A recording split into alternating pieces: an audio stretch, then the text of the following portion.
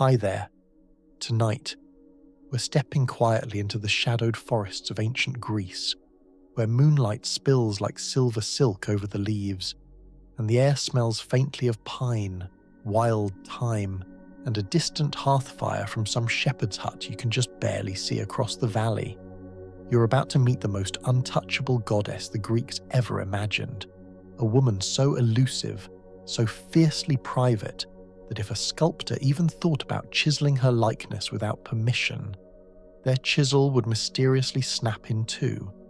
We're going to wander through her myths, peek into her temples, and maybe, just maybe, work out why mortals and gods alike learned that Artemis was not someone you just casually approached, unless you were fine with spending the rest of your days grazing in a meadow. Before we begin, I'd love to know where are you listening from and what time it is right now. It's always fascinating to see how far our little community stretches across the world. Drop it in the comments below. Now, let's begin our quiet journey. Artemis. She was born on the island of Delos, which at the time was basically just a big rock in the sea that had the misfortune of becoming the most chaotic birthing place in mythology. Her mother, Leto, had been chased across the land and sea by Hera, because of course Zeus had been involved, and Hera's favourite pastime was ruining Leto's week with the energy of a merchant who's just discovered there's a sale on imported Mycenaean bronze. When Leto finally found refuge on Delos, she gave birth to Artemis first, and here's where it gets strange. Artemis, being a newborn but also apparently very organised, immediately helped deliver her twin brother Apollo. That's right. The first thing she did on this earth was assist in childbirth. No wailing, no fumbling with swaddling cloth. Just, all right, hand me the linen, we have work to do before sunset. This early moment probably tells you everything you need to know about her. Calm under pressure, practical, fiercely competent, and already setting a standard her twin brother would never quite match. Imagine the sea breeze around Delos, the slap of waves against the shore, the rhythmic creak of a fishing boat tied to a wooden post, and tiny baby Artemis giving her mother a reassuring pat on the wrist, while Apollo is still wondering why everything is so bright. In Greek mythology, being a child of Zeus usually came with a fairly extravagant career, but Artemis took a different path. While Apollo chose music, prophecy, and a general "I'm the golden boy" image, Artemis decided she wanted the wilderness, the hunt, the moonlight, and crucially, no marriage proposals cluttering up her life. She told Zeus directly, "I want no husband, no children. I want my own bow, my own hunting hounds, and my freedom for all time." And Zeus, surprisingly, agreed. Maybe because he respected her, or maybe because he realized saying no to her would be like trying to push over a marble column with one hand. From then on, Artemis made herself a realm no one else could touch. She became the goddess of the hunt, protector of animals, guardian of young maidens, and ruler of every unmarked forest path where the shadows of olive trees played tricks on the eyes, and she enforced her boundaries with the decisiveness of a hoplite defending his favourite bronze helmet. Take Arkteia, for example. Poor Arkteia. One day he's out hunting, stumbles across Artemis bathing in a hidden spring, and before he can stammer an apology, she transforms him into a stag. His own hunting dogs, fine Thessalian hounds, didn't recognise him and chased him down. Somewhere in the middle of that chaos, you can almost hear one dog thinking, "Strange. The stag's wearing Actaeon's laurel wreath." Picture that quiet glade, the clear water rippling, Artemis glancing up with a look that could freeze wine in a crater, and then just a subtle movement of her hand, and the air thickens with magic.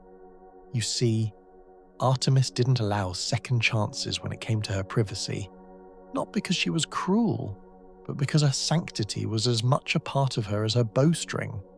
In a world of gods who thrived on drama and spectacle, she preferred the dignity of distance, Even the other Olympians kept their distance. Hermes, the trickster, somehow always had an urgent message to deliver to some far-flung island when she appeared. Ares once tried to impress her by bringing a war trophy, a fine Corinthian helm dented in battle. She told him, "Return it to the fallen," and he did, instantly. Picture Mount Olympus at dusk, the last light turning the marble halls to gold, and Artemis walking through like a cool breeze in a summer courtyard. The others argue, feast and boast, but she moves with quiet certainty, knowing her power lies in what she refuses to give away. And yet, Artemis could be protective, even tender. Callisto, one of her companions, learned this in a bittersweet way. When Callisto was deceived by Zeus and bore a child, Artemis had to send her away to keep her vow. But later, when Callisto was turned into a bear, Artemis placed her among the stars as Ursa Major. Even when she had to be unyielding, she still found a way to offer honor, if not mercy. Then there was Orion, tall, skilled, and bold, one of the few mortals she seemed to truly enjoy. They hunted together, laughed together, and for a while you might think she'd let her guard drop. But the stories split here. Some say Apollo tricked her into killing him, others that he simply overstepped. Either way, he too was placed among the constellations. In Greek myth, that's less a romantic gesture and more like putting someone on a very decorative shelf.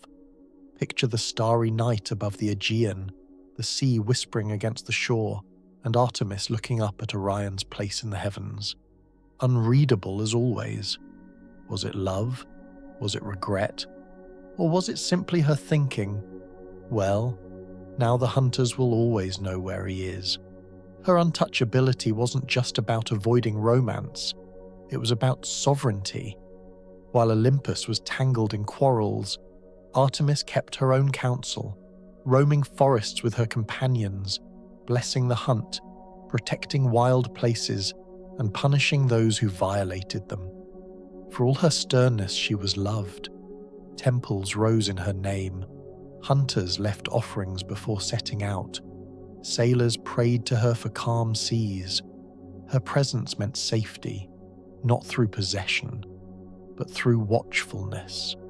If you listen closely in the quiet woods, you might hear the faint pad of a deer's hooves or the soft thrum of a bowstring, and perhaps feel the comfort of knowing that some powers are not meant to be touched. And maybe that is why Artemis remained the most untouchable goddess in Greece, not because no one dared, but because she never needed anyone to complete her. Her life was already whole, and her freedom worth more than all the crowns in Olympus. Artemis was not only the goddess of the hunt, she was also the unseen architect of the wilds. If an olive tree dared grow in a place meant for laurel, sooner or later a sharp, suspicious wind would bend it to the ground. And if anyone cut down a sacred tree without leaving an offering, they might find, the next morning, an arrow sunk deep into their doorway, not into them, just the wood. A polite little note from the goddess herself saying, "I saw that." Picture the break of day in the hills, dew heavy on bay leaves, the distant clink of a bronze bell from a goat herd's camp, and somewhere, between the tall trunks, a flash of white, the faint glimmer of a bow tip catching the first light. But it wasn't all stern silence. Artemis could be playful, though never at the cost of her freedom. Once, a young shepherd let his flock graze too close to a sacred meadow. When he came back, the sheep were still there, but next to them sat a wicker basket filled with fresh cheese, tied with a strip of cured stag hide. A gift, but also a warning, because beside the basket was the enormous paw print of a wolf, much too large to be natural. And that was mistake number one. Some mortals thought they could earn her favor with grand offerings, painted craters showing scenes of the hunt, spearheads of fine silver, Cloaks dyed with rare purple from the murex shell. Artemis sometimes accepted them, but just as often she left them hanging from oak branches for any traveller to find, as if to say, "Thank you, but you misunderstand. You cannot buy me." One quiet evening in a fishing village near Ephesus, an old potter told the children he had once seen her, slender, wearing a short hunting tunic, barefoot, her quiver full. He didn't speak to her. He didn't even try to approach. He simply removed his cap and stepped aside, and she passed, leaving behind only the scent of crushed leaves and fresh spring water. The children stared wide-eyed, and the potter would finish with, "And if you see her, don't try stop her, because then you'll learn what it means to be too close to the sun, or the moon." It wasn't only mortals who avoided crossing her. Even the gods kept their distance. Dionysus, the bringer of wine and revelry, once wanted to host a festival in her forest, with torches, music, and dancers.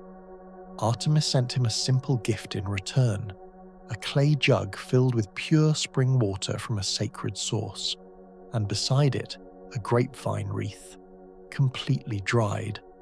Dionysus understood and moved the party to the shore. Picture the scene, a group of satyrs groaning as they carry drums and amphorae down to the beach. Dionysus sighing, waving his hand, saying, "It's better this way. You don't want to dance under her gaze." If you were standing in her forest at that moment, you'd feel the air change, cooler, sharper, a kind of silence that presses at your ears. Not the silence of emptiness, but the silence of being watched from a distance you can't measure. Her sense of justice went beyond pride. One harsh winter, a village ran short on food, and the hunters took more deer than the rules allowed. It was a mistake. But when Artemis saw the herds nearly gone, she drove a great company of stags down from the mountains. It was an unexpected mercy, but also a lesson, for when spring came, the villagers built a small stone altar at the forest's edge, carved with the words, "We will not forget."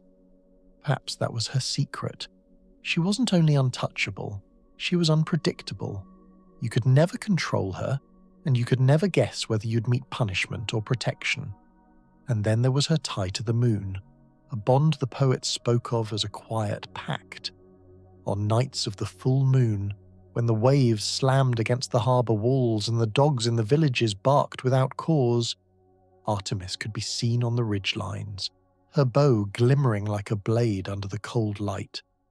No one knew if she hunted, guarded, or simply remembered something ancient from before the gods walked among men. If you were to climb the hill on such a night, your heart would beat faster, not from the climb, but from an older instinct, the one that warns you to respect what you cannot hold. The Olympian gods each had a flaw. Poseidon had the sea, but couldn't bear to stay away from shore. Aphrodite had love, but could not endure rejection. Artemis had no flaw anyone could see, and perhaps that drove the others mad. There was one almost comical exception. A young hero from Thessaly, convinced he was the greatest archer alive, declared publicly he could outshoot Artemis. On the day of the contest, they chose a target, a clay jar strung high between two pine trees. The hero shot first and hit the jar. The crowd cheered. Artemis followed, and her arrow split the head of his, without touching the jar at all. Then she simply turned and left. The crowd understood the message, and the hero lived. But in every tavern, his name became a byword for mistake number 1. And this, you see, was the heart of her untouchability. She didn't have to raise her voice. She didn't have to summon storms or shake the earth. She made her point with precision, like a single arrow striking exactly where it was meant. Artemis had many sanctuaries, but few were as grand as the one at Ephesus, the Temple of Artemis, a wonder of the world. so vast that if you stood at one end, the marble columns seemed to fade into a haze of white. The priest kept the floors polished to a gleam, every step echoing like a whisper across the hall. The air was cool, scented with olive oil from the lamps, and the low hum of prayer seemed to sink into the very stone. People came from far and near, merchants from Ionia, farmers from the valleys, sailors from Rhodes, to leave offerings, honey cakes shaped like deer, carved figurines of stags, amphorae of the finest wine. Though between us, Artemis wasn't much for wine. She'd accept it, but it usually ended up poured quietly into the earth, as if to share with the roots, not the drinkers. The temple had a rule: no weapons inside, not even arrows without heads. It wasn't that Artemis feared harm. It was the idea that within her walls, all creatures, even the hunted, were safe. The priest liked to say the deer that wandered near the temple knew no fear. And if you think that sounds idyllic, just imagine the chaos when one wandered into the market and knocked over half the pottery stand. And that was mistake number one for the potter who thought a startled sacred deer could be gently guided out of his stall with a broom. Now, Artemis wasn't just the goddess of remote forests. She had a role in cities too, especially in protecting young women. Before marriage, girls in some regions would dedicate their childhood toys to Artemis, leaving them at her altar: wooden dolls, small clay animals, even little woven baskets. It was their way of saying goodbye to one life and stepping into another. Artemis, the eternal maiden, understood the bittersweet weight of that moment. In Brauron, near Athens, girls participated in a strange and lovely ritual called the Arkteia. They dressed in saffron robes and played the bear in honor of Artemis. Some say it commemorated a bear that once wandered into the city and was killed, prompting Artemis's anger. Others say it was about transformation and wildness before the calm of adulthood. Either way, it must have been quite the sight. Dozens of little bears parading past the altar, some solemn, some clearly wishing they could be out climbing fig trees instead. If you stood there, you'd see Artemis's presence not as thunder or flame, but as a quiet pride. The kind of pride a goddess might feel knowing that these young ones, for a little while longer, belong to the wild. But Artemis's reach stretched beyond Greek shores. In Tauris, far to the north, a darker legend unfolded. There, the people worshipped her as a goddess who demanded human sacrifice. The Greeks told stories of Iphigenia, daughter of Agamemnon, who was to be sacrificed to Artemis before the Trojan War. Some versions say Artemis spared her at the last moment, whisking her away to Tauris to serve as her priestess. Whether that was kindness or a very long test of loyalty is still debated. If you've ever wondered why a goddess who protected young women would demand such a price, well, the Greeks weren't shy about painting their gods in contradictions. Artemis could be gentle, but also terrifying. She wasn't a goddess of balance so much as a goddess of absolutes. You respected her, or you paid the cost. Speaking of the Trojan War, Artemis had her say there too. The fleet of the Greeks, ready to sail for Troy, found itself trapped by a windless sea. The seer Calchas declared that Artemis was angry, perhaps because Agamemnon had killed a sacred deer, or perhaps because he had boasted that he was the better hunter. Either way, mistake number one: to appease her, they prepare to sacrifice Iphigenia. In the gentler versions of the tale, Artemis substituted a deer at the last moment and carried the girl away. In the harsher ones, she took the offering. The difference between those versions says more about the storyteller than the goddess. If you were on that beach at Aulis, you'd smell the salt-heavy air, hear the creak of rigging and the flap of idle sails, and feel the tension in the camp, knowing that the fate of thousands of men rested not on the wind, but on the will of one silent huntress. After the war, Artemis's role shifted again. Sometimes she was invoked for healing, wounds, fevers, difficult births. In the small island shrines, offerings of fruit and bread were left overnight, and in the morning, if they were gone, it was said Artemis had accepted them, or more practically, that the local foxes had. But no one pressed the issue. There's a curious little story from Chios. A fisherman claimed he saw Artemis walking on the waves during a calm night, her feet barely dimpling the surface. She carried no bow, no hounds, just a small torch, the flame steady despite the sea breeze. He swore she looked at him, tilted her head in greeting, and vanished. The next morning his nets were full to bursting. He never fished without leaving her the first catch again. But Artemis could also appear in less serene moods. Once a band of poachers near Arkteia thought they could outwit her by hunting at night. They caught nothing, but in the morning their camp was surrounded by deer tracks, circling, crisscrossing, weaving between their sleeping mats, as if every creature in the forest had come to look at them while they slept.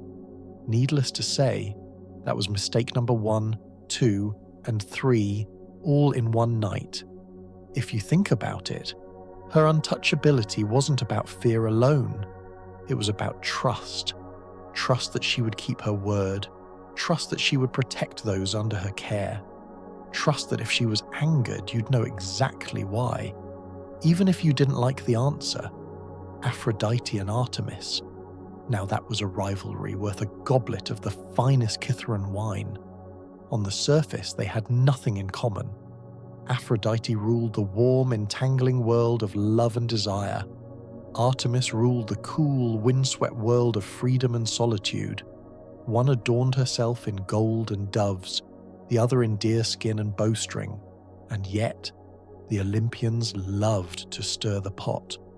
There's a story told among sailors from Cyprus that once the two goddesses found themselves at the same wedding feast. The bride, young, radiant, and clearly starstruck, offered both a garland of flowers. Aphrodite accepted with a kiss on the cheek. Artemis instead placed the garland on a nearby goat and said, "It will enjoy them more," which for the record the goat did, immediately. It wasn't outright hostility, but their spheres of influence couldn't help but rub. Aphrodite's children, metaphorically speaking, often found their romantic pursuits complicated by Artemis's no-nonsense boundaries, and when it came to Orion, the tension sharpened. Orion, tall, handsome, and arrogant in the way only someone who could wrestle lions for fun might be. Depending on who told the story, he was either Artemis's devoted companion or her potential lover. The two hunted together, roamed the forests, laughed under the stars. But remember, Artemis was untouchable, and in some versions, she kept it that way. In the most famous telling, Apollo grew jealous, either of Orion himself or of the closeness between him and his sister. One day, Apollo challenged Artemis's aim, pointing out a tiny speck moving far out at sea, daring her to hit it. She drew her bow, loosed the arrow, and struck the mark, only to discover later it was Orion swimming. The sea that night was very quiet, and that was mistake number 1, though in this case, it wasn't Orion's. Some versions spare her the cruelty, saying that Orion was instead slain by a giant scorpion sent by Gaia, and that Artemis placed him in the stars to honor him. Whichever ending you prefer, the point is the same. Those who came too close, even in friendship, risked being swept away. If you were standing on a quiet headland that night, you might have seen the constellation rising, Orion's belt bright and sharp against the deep velvet sky, the air heavy with salt and the distant crash of waves, and perhaps, just perhaps, the soft creak of a bowstring carried on the wind.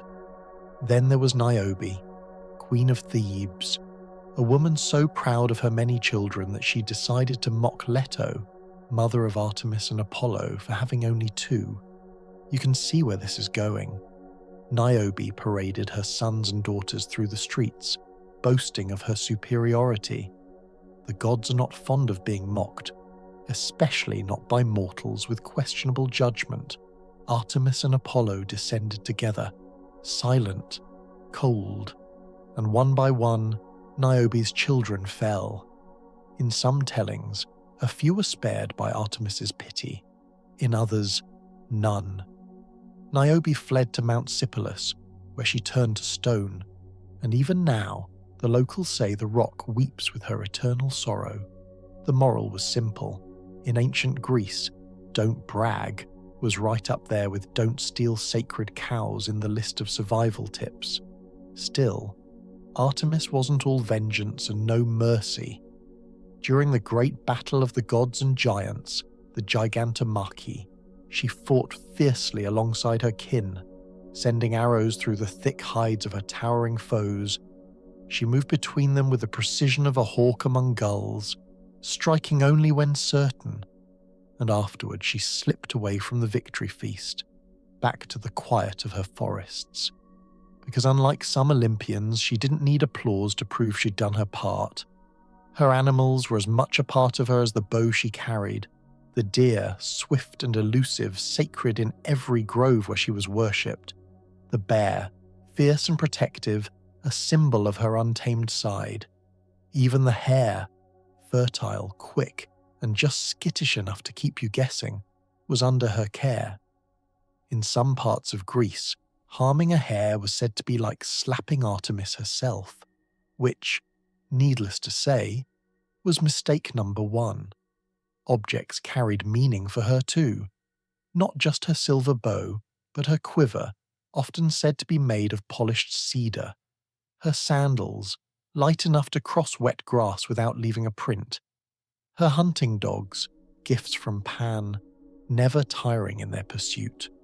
If you saw her in the mist at dawn, you might not notice her at all, just the shift of shadows between the trees, and then the glint of an arrowhead before she vanished. And for all her remoteness, she remained loved by those who valued freedom over comfort, wildness over walls. Mothers whispered her name for protection. Hunters offered her the first fruits of their labor. Young women saw in her not just a goddess, but a possibility, a life lived on one's own terms. Imagine it, the forest at dusk, the air cooling, the cicadas fading into the slow rhythm of night, and somewhere in the far distance, the faint echo of hounds, not near enough to fear, but near enough to know you are not alone. In the end, Artemis's untouchability wasn't just about her chastity, or her power, or her skill with a bow. It was about the fact that she lived in a space where no one else could quite follow. She was of the world, yet apart from it. Her strength came from never needing to bend herself to fit the expectations of mortals or gods. She could be wrathful, but she was never petty. She could be gentle, but never submissive. Perhaps that's why, millennia later, she still holds her place in our imaginations, not just as a huntress under the moon, but as the embodiment of a certain kind of freedom, the kind that cannot be given, only taken, and only kept by those willing to guard it fiercely. And somewhere, in the cool marble halls of her temples, real or imagined, you can almost hear it. The soft pad of paws, the rustle of leaves, the hush of a goddess who does not need to be seen to be felt. Time has a way of softening gods. Statues crack, temples fall, stories get retold until the edges blur. But Artemis has resisted that erosion more than most. Even today, her image in the mind's eye is crisp, a figure in motion, hair caught in the wind, a bow in hand, a deer at her side, untouched, untouchable. In the centuries after the height of Greek religion, her worship shifted. Romans called her Diana, carving her into fountains and coins, dressing her in their own symbols. But even in a toga, she kept her same clear presence. refusing to be simply another ornament in the imperial household of gods. Her sanctuaries remained tucked away. Unlike the grand, noisy temples of Zeus or Athena in the heart of cities, Artemis often preferred groves, springs, and mountains, places where pilgrims had to work a little to find her, climb a slope, follow a narrow path, leave behind the noise of the market. And when they arrived, there she was, not in person, of course, but in the stillness, the rustle of leaves, the coolness of water on the hands. Picture yourself there, bare feet pressing into soft moss, the scent of laurel and cedar wrapping around you, a thin beam of sunlight slipping between branches to rest on a small altar of white stone, a simple bowl of honey resting on top, glistening as if it too were part of the forest. The myths told about her kept their bite, especially those where mortals thought themselves clever enough to test her patience. In a way, they served as ancient Greece's public service announcements. Don't wander where you shouldn't, don't mock what you don't understand, and above all, don't underestimate the quiet ones. Even the animals in her care seem to inherit her untouchable quality. There's a story of a stag so swift, given to her by the gods themselves, that no hunter could catch it, except the day Heracles needed it for his labours.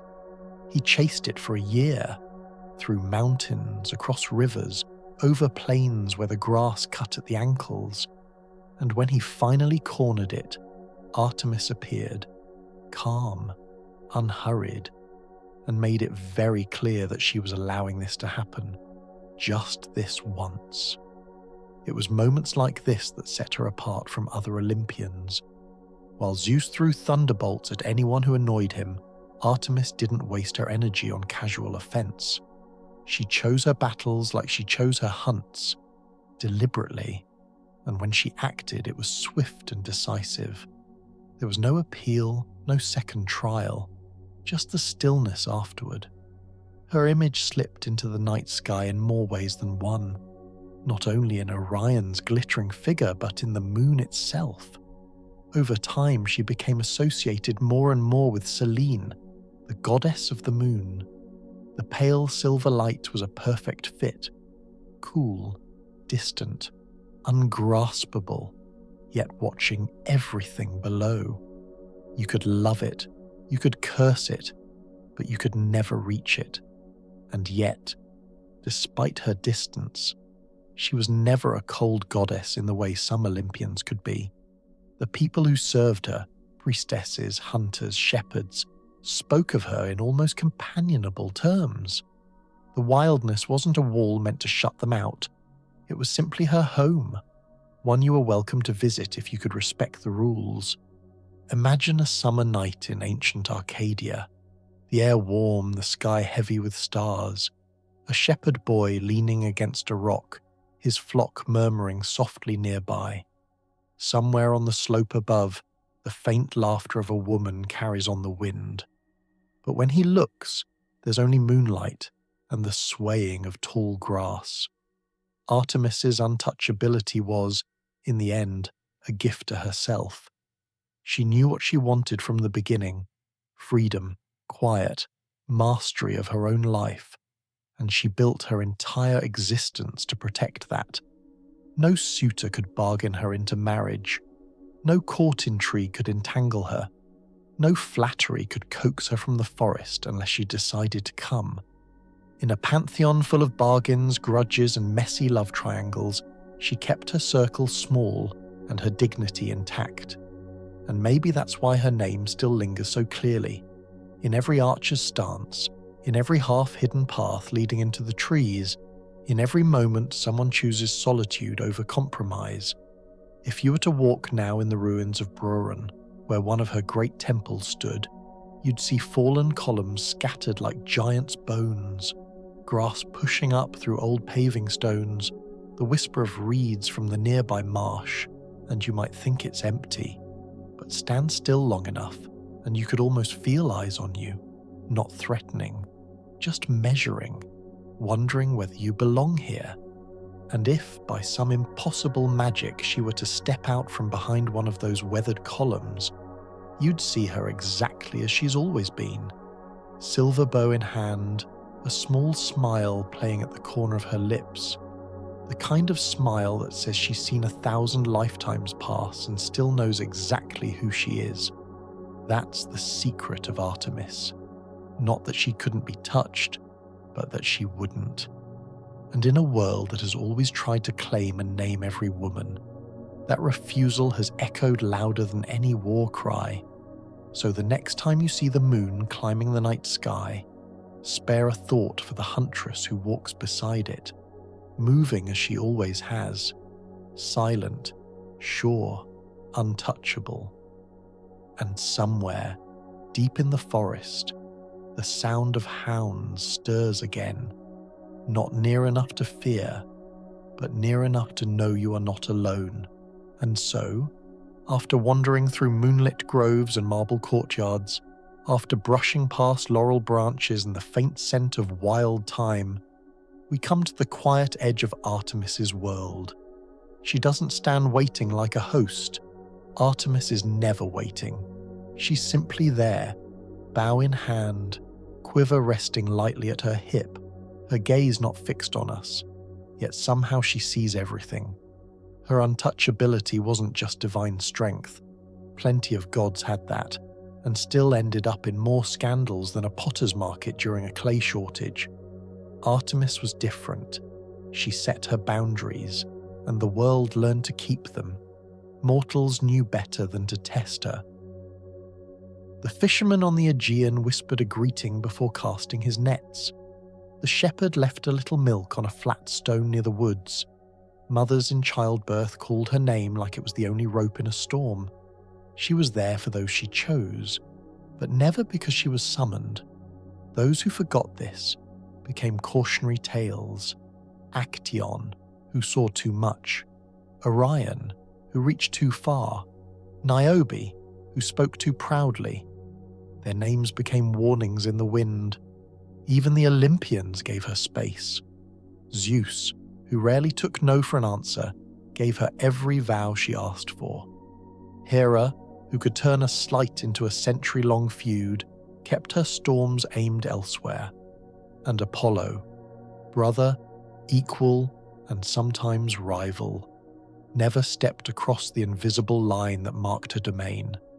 Artemis didn't roar like Poseidon's seas, or flash like Zeus's sky. Her power was quieter. It was the stillness before an arrow flies, before the moon slips behind a cloud, before a deer takes its final step before the leap. That stillness was her fortress. And maybe that's the secret. She wasn't untouchable because she pushed the world away, but because she was entirely herself, self-contained, like the moon she guarded, full and bright without needing a torch lit by anyone else. Time wore down temples and statues, marble faces blurred by centuries of wind and rain, but her presence outlasted the stone.